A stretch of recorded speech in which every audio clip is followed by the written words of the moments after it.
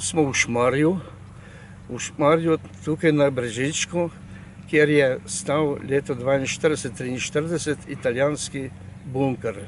Ta bunker so začeli graditi, material so vozili iz Šentjerneja gor na ta prostor, kjer so potem zgradili na tej višini bunker. Ta bunker je potem bil aktiven, kot bi lahko rekel, do kapitulacije italijanske vojske. No, sam bunker je potem še nekaj časa stal in je bilo prav prijetno za mladino, za nas pravzaprav, ki smo bili tukaj, da smo se podili okoli tega bunkerja, lovili in tako naprej in bojevali pod narekovajem. In tako je ta bunker dočakal tako veličino, mislim, tako stavbo do leta 1945. Po letu 1945 je pa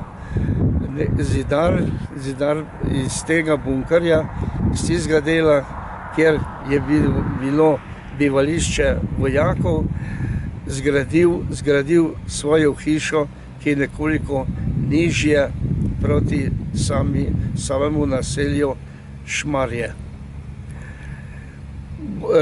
Kupola je še potem nekaj časa obstojala in tako je tudi potem posnel takratni pleterski pater Hugo, ki je tudi na tej sliki, ki držim v roki.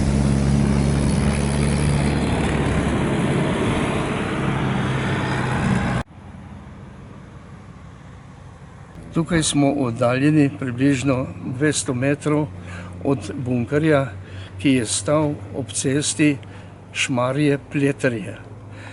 Tukaj blizu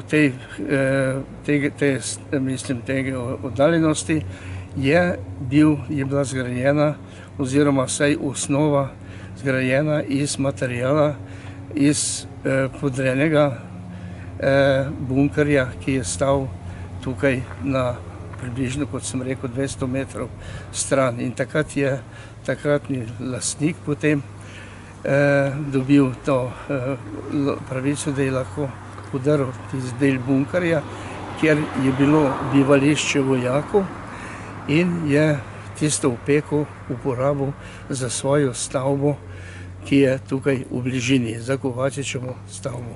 Ta iza vašega hrbta? Ja, to je stavba za mojim hrbtom, ki je potem bila zgrajena z delom tega materijala.